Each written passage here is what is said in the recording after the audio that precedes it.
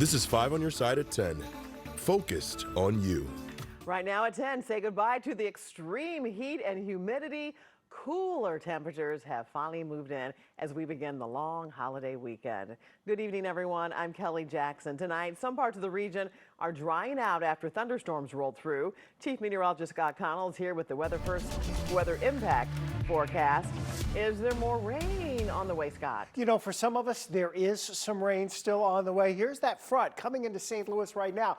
It has been feast or famine today. Some of us have had no rain. Others have had 2 to 5 inches of rainfall in pretty short order. And so we've had some drainage issues and some minor flash flooding issues. Right now, no warnings in effect. The focus for thunderstorms has shifted now in this area down to the south of St. Louis. There's still a little bit of light rain moving through parts of the metro area, but the emphasis there is on light. Right now, we still haven't had measurable rain reported at Lambert, but a few thunderstorms popping up near New Athens and then stretching down into southern Jefferson County, Valley Mines, heading back down towards Potosi. Some downpours in here, all lifting off towards the northeast. And we're thinking here as we go through the remainder of the overnight hours, this will be the area where you hear some rumbles of thunder, you get a few downpours.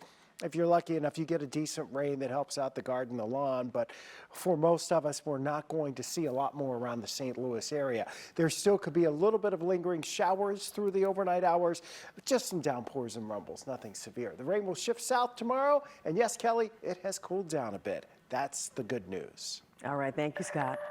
Tonight, a St. Louis family is mourning the loss of a young mother killed in a wrong-way crash overnight. It happened on westbound I-70 near Jennings Station Road. New tonight, Robert Townsend talked to the victim's family. Family members say Latricia Robinson was outgoing, friendly, loved taking pictures, and loved people. My daughter, she was a character. She enjoys life. But now her loved ones cannot believe their light is tragically gone. They say around 2 Friday morning, Latricia was on her way to work at the Coca-Cola plant in St. Charles County.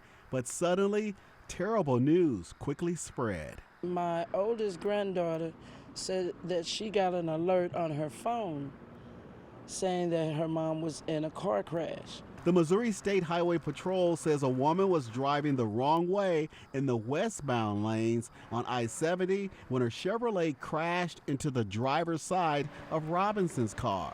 Latricia died at the scene. And it's just hard on us. Latricia Robinson was 32 years old. She had a 12-year-old son and 2 daughters ages 8 and 15. Patricia Robinson can't believe she must now bury her only child. I'm just lost without her. Relatives tell me after she got off work, Latricia Robinson had hoped to finalize paperwork on a new home. She was excited about marking a new beginning for her and her children. It's just a devastation for our family, you know.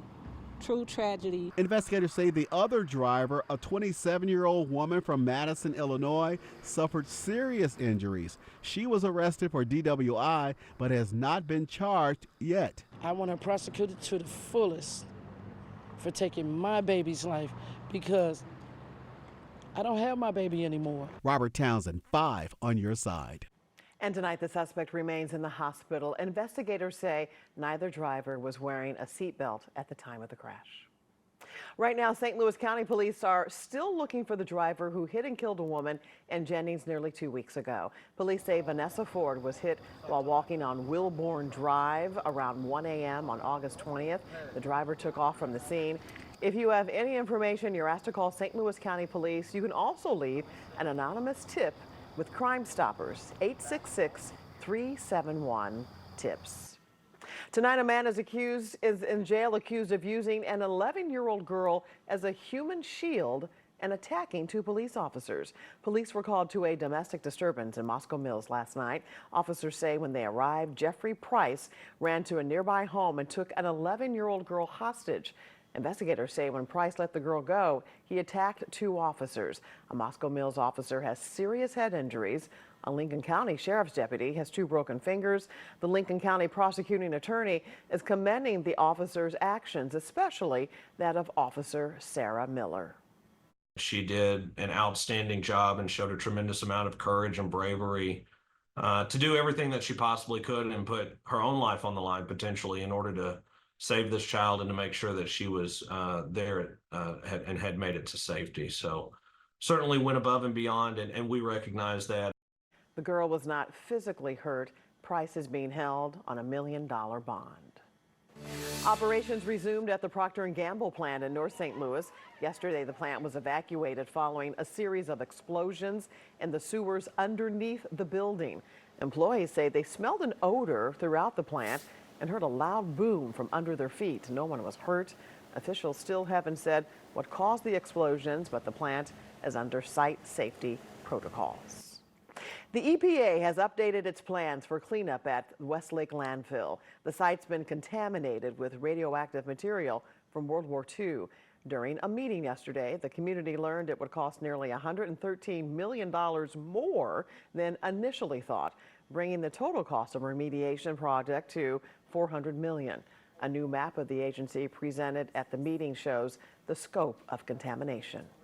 There's just a lot more radioactive waste on this site. In fact, when they pulled up the map last night, we all kind of gasped, because really what that map shows is that the only place that doesn't have radiation on this site is the area where the fire's burning, which is also the area they've never tested. The EPA says it's going to take the agency 2 to 5 more years to get the site cleaned up. Tonight, a St. Louis public schools teacher is sounding the alarm after a preschool student with special needs wandered off during recess. A teacher who wants to remain anonymous tells us there were 2 teachers supervising when the student took off from Patrick Henry Elementary last week. A maintenance man at the Youth Family Center later found her, and a community member walked her back to school. The teacher says they only have 6 certified teachers, which she says is one of the reasons the child was able to wander off. My concern is that it's going to happen again, because we had the same issues last year with children trying to elope, but because we had the support last year, it was better contained. But this year we don't have the support. St. Louis Public Schools tells us they have started an internal investigation, and the staff involved have been placed on leave pending the outcome of the investigation. Tomorrow, the Chesterfield Mall will close its doors for the last time. Retailers must move out of the building by tomorrow. City leaders plan to use the space to develop a new downtown Chesterfield. That will include new retail spaces, a green space, walking trails, residential areas, and more. The mall will be demolished in October, with the first phase of development expected to open in 4 years. St. Louis's Greek Festival kicks off tomorrow. We get a sneak peek at the Labor Day tradition. And a reminder, this Sunday is the Show of Strength MDA Telethon. It's at Grants Farm from 8 to 10 p.m. You can watch it live here on 5 on Your Side, KSDK.com, or streaming on 5+. And all money raised helps people fighting neuromuscular diseases in the St. Louis area. We're just hours away from the return of the annual St. Nicholas Greek Festival. It's been a Labor Day tradition in the Central West End for almost a half-century. Greek Fest takes place at the St. Nicholas Orthodox Church at the corner of Forest Park Avenue and Kings Highway. The festivities include live music, dancing, and of course, the star of the event. I think it's all about the food. It's all about the delicious food. We sell 15,000 gyros this weekend, 6,000 kebabs. It's all about the food, all about the pastries. People just imported Greek beer. People just love Greek food. So I'm most excited for that. Greek Festival kicks off tomorrow at 11 a.m. to 8 p.m. It also runs Sunday and Monday. And Scott, with so many events taking place over this Labor Day holiday, hopefully all that bad weather will be over and done with. You know, we are making incredible progress tonight. We've had some rain, which most of us could use some of that rain, and indeed we're still seeing some. Southern portions of Jefferson County now down into northern St. Francis, St. Genevieve County. Some of the heavier rains approaching the Bonne Terre area. You've had some around Valley Mines. Up a little rain towards DeSoto. The heaviest has been just to your south towards Olympian Village. Still some lightning and thunder down this way too. A few more showers and thunderstorms over southern portions portions of St. Clair County over near New Athens, and they're stretching up towards the Kaskaskia River. There's not much left around St. Louis. We do have some sprinkles, but everything around the metro is very much on the light side. A few other thunderstorms up to our north and northeast. The overall trend for the next hour or two is for these showers and thunderstorms to keep drifting through. A few more may redevelop as the front's still in the area and has yet to side through. That's not going to happen until we get into early tomorrow morning, and then it'll slowly settle onto the south through the day tomorrow. It is 77 degrees. That is our new low temperature for the day. Yeah, at this hour. 79 was our morning low, 98 was a high. And get this, Lambert's only had a trace of rain, not even measurable there. Some of us haven't had any rain today, while a few places have ended up with quite a bit. So a few more showers and storms linger, upper 60s, lower 70s. How about your rainfall totals? Litchfield off to the east here as you go up into Montgomery County, Illinois, upwards of 4 to 5 inches. Same sort of scenario playing out here in southeastern portions of Pike County in Missouri, and even over towards Chesterfield in Medora. You had some heavier rainfall. That's in Illinois, that Chesterfield, not the Chesterfield Valley, very little there. In fact, about 1/10 to 1/4 of an inch across parts of the metro, but not everywhere. And then we had that flash flood warning for a while down into southern Gasconade County. Looks like that water is draining now. You're looking here across the region tomorrow as we watch the rain chances settle onto the south of St. Louis. As we do that, we also bring in the drier air, and the clearing line advances in from the north. So Sunday begins our dry stretch for just about everywhere as the rain chances get pushed well to the south of St. Louis. And as we get into Labor Day, I don't think it gets any better in St. Louis. 81 for the high after being comfortable in the morning, around 60 degrees. Plenty of sunshine. Tuesday, Wednesday, and Thursday, it becomes partly cloudy. There may be a time in here where it's actually a little more cloudy and potentially even a spot shower.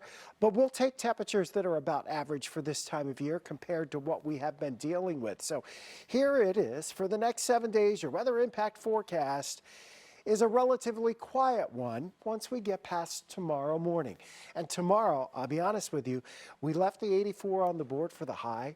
Kelly, if those clouds don't break up and they linger a little bit longer, and I don't think anybody would complain if they do, but if they linger a little longer, we would struggle to even get to 80 degrees in some places. That makes me so happy. Yeah, compared to where we've been, every day this week, the heat index has been above 100. Oh, every we day. need this break. So it's a nice break. All right, thank you, Scott. And thank you so much for joining us at 10. Here's Corey Miller and Annie Kroll with 5 on your sideline.